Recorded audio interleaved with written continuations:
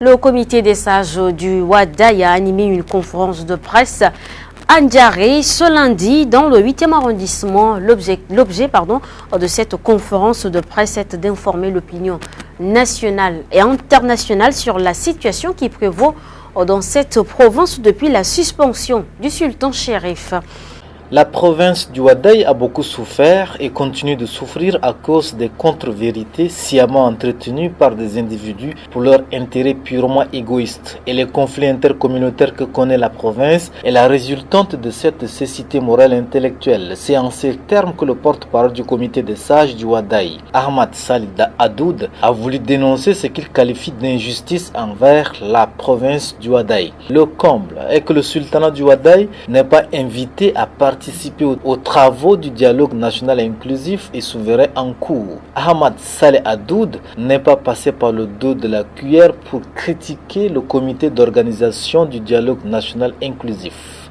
Nous avons décidé d'organiser cette conférence parce que vous connaissez que nous sommes dans la période du dialogue national inclusif où tous les Tchadiens se sont retrouvés pour décider de leur sort et refondre la République du Tchad.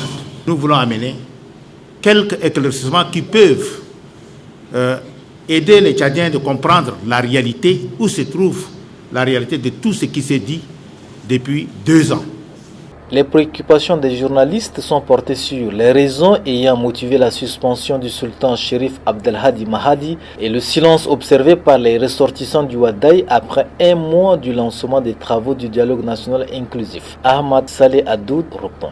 Vous savez que le 24 et le 25 janvier 2022, il y a eu des massacres à Abéchi. Ces massacres est dû à une petite révolte parce que les gens n'ont pas accepté un chef de canton qui sera installé à la place de l'indépendance d'Abéchi. C'est à cause de ça que le sultan, ailleurs il n'était pas là, ce jour-là, ils disent que c'est lui qui a poussé la population. C'est un alibi. Le comité des sages exige le rétablissement du sultan dans ses fonctions afin qu'il participe normalement aux travaux du dialogue, le dédommagement des victimes des conflits intercommunautaires survenus dans la province. Pour le comité des sages, c'est la seule possibilité qui permet de rétablir la confiance entre les fils de la localité et les autorités de la République.